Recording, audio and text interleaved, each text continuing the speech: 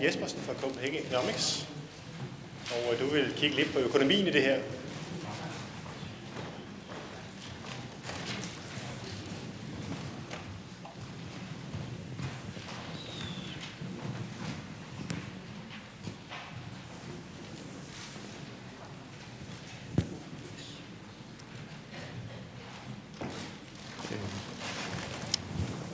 Ja, tak fordi jeg måtte komme her i dag.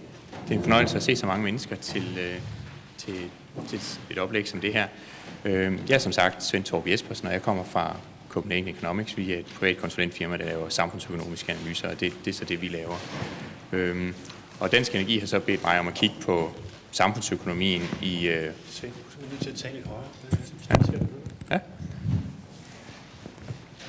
Dansk Energi har så bedt mig om at kigge på samfundsøkonomien i en bedre digital infrastruktur, altså simpelthen med nogle højere hastigheder på nettet.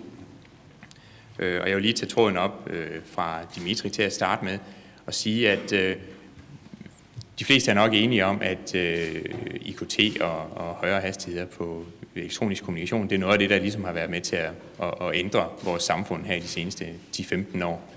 Det har haft betydning for den måde, vi arbejder på simpelthen, altså med at vi sender e-mails til hinanden, og vi deler filer over nettet, og vi bruger sociale medier i vores fritid. Og det minder sådan lidt om den måde, som dampmaskinen faktisk ændrede samfundet på, dengang det kom frem. Altså, dengang dampmaskinen den kom frem, der tog det lang tid at transportere varer fra den ene ende af verden til den anden. Men da dampmaskinen kom frem, der begyndte det lige pludselig at tage meget, meget kortere tid.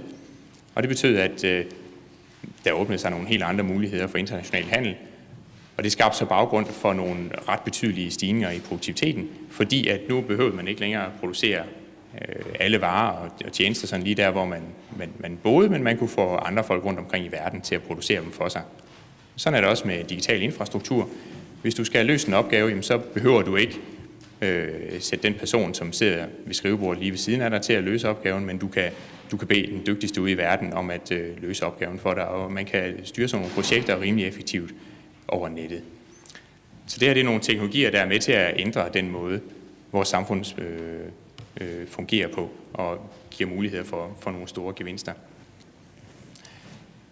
Og hvis jeg lige kort skal fortælle, hvad det er, jeg vil tale om her i dag, så først så vil jeg fortælle lidt om, hvor Danmark står henne nu, hvor andre lande de er, og hvilke muligheder der er for Danmark i forhold til at få højere hastigheder på nettet. Og så vil jeg se på, hvad får samfundet ud af at få en bedre digital infrastruktur. Så vil jeg kigge lidt kort på, hvad det er, der skal til, for at vi kan få en bedre digital infrastruktur. Hvis vi starter med at kigge på, hvordan Danmark ligger i sådan en rangordning med hastigheder på nettet, så er det måske lidt overraskende for nogle af jer, men altså lige præcis når det kommer til hastigheder på internettet, så ligger Danmark faktisk ikke særlig godt. Der er selvfølgelig forskellige rangordninger af det her rundt omkring i verden, ikke også? Og der er nogen, der siger, at Danmark er nummer 16, der er nogen, der siger, at Danmark er nummer 7, der er nogen, der siger, at Danmark er nummer 8. Og det kan man diskutere frem og tilbage, hvilken en der er den bedste. Altså vi mener, den bedste det er den her, som sætter Danmark på 16. pladsen. Men uanset hvordan man vender og drejer det, så ligger Danmark altså ikke til nogen medaljeplacering på det her område. Ja, kan vi ikke tage det bagefter? Ja. Og så har Højhastighedskomiteen kigget på, hvordan man kan gøre det bedre. Og de er så kommet med en vision om, at vi skal have hastigheder på nettet, som kommer op på 50 megabit til 80% af befolkningen her i 2013. Og det er faktisk noget, som i en periode vil hjælpe rigtig godt på, hvordan Danmark sådan klarer sig i en international rangordning i hastigheder. Hvis visionen den var virkelighed i dag, så ville Danmark ligge på 3. pladsen i sådan en international rangordning. Og det vil, det vil nok også holde et stykke tid, og vi vil nok også ligge rimelig godt til i 2013. Men så når vi kommer længere frem, så er der altså også en række andre lande, der rykker på det her område, og så når deres planer bliver indfaset, jamen, så rykker Danmark så lidt ned ad rangstigen igen. Og hvad betyder det så, kan man sige? Jamen, det betyder sådan set bare, at der er et ret stort potentiale for at få nogle højere hastigheder på digital kommunikation her i Danmark. Og vi har egentlig et ret stort potentiale for at udnytte de der højere hastigheder, fordi at vi på mange andre områder er rigtig godt med i forhold til at bruge IKT. For eksempel så har vi en af de mest e-parate befolkninger i verden, og det er så det, der måske er en del af forklaringen på, at Nokia har valgt Danmark som testbed for deres nye mobilløsninger. Der er også en rigtig stor andel af den danske befolkning, der har adgang til internet og til bredbåndsforbindelser. Og erhvervslivet og det offentlige er generelt ret gode til at tage digitale løsninger op.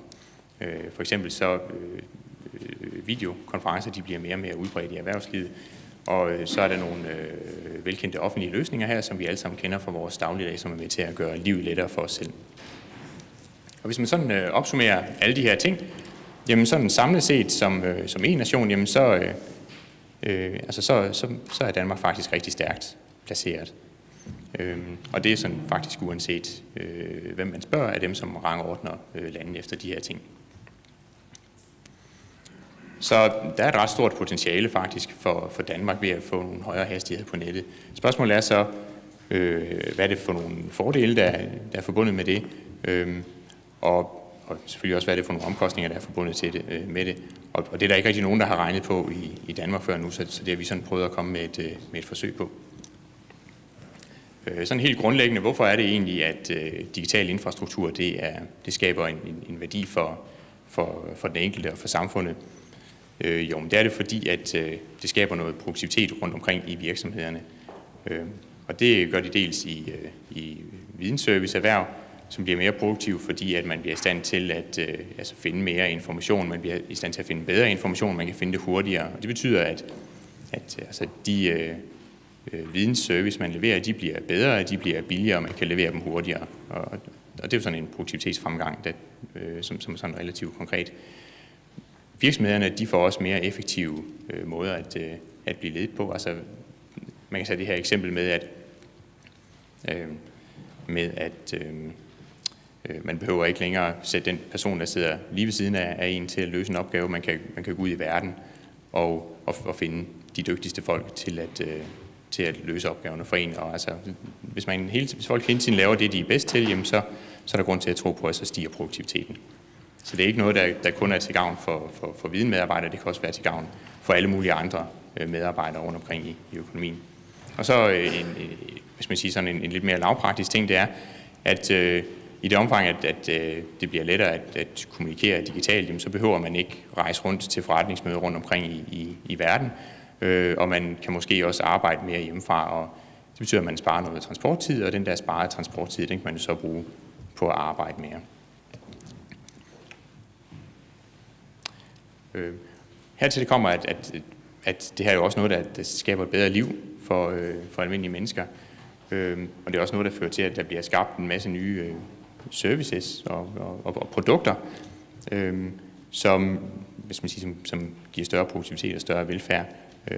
For eksempel så er der telemedicinområdet, som er et område, hvor man regner med, at der kan komme en masse nye services, hvor hvis man nu sidder på Læsø og lider af en sjælden sygdom, så er man ikke nødvendigvis afhængig af den læge, der er på Læsø til at behandle en, og man er heller ikke nødvendig, eller man har heller ikke behov for at gå hen til lægen sådan rent fysisk. Man kan måske sidde hjemme i sit hjem, og så kan man gå ud, og så kan man finde den bedste ekspert i landet til at hjælpe en med sin sygdom.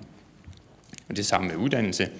Altså, vi har nogle gode universiteter her i Danmark for eksempel, men altså i princippet så kunne man jo også tage specialiserede kurser på Harvard University, hvis det var, at det passede bedre ind i en studieplan. Og så på den måde, så kan man hele tiden trække på de bedste kræfter rundt omkring i verden. Og alle de her ting, som giver en højere produktivitet, de styrker vores konkurrenceevne og giver basis for at holde et højt beskæftigelsesniveau og holde en lønfremgang. Nu har vi så prøvet at regne på de her ting, og det er selvfølgelig meget usikkert, når man prøver at regne på det her, fordi at vi har regnet på nogle ret betydelige stigninger i hastigheden fra de nuværende niveauer, og så op på nogle niveauer, som er 10-20 gange højere, end de vi har i dag. Det er nogle hastigheder. Jamen ja, det var med vilje faktisk. Jeg slukkede med vilje for at folk skulle kigge på mig.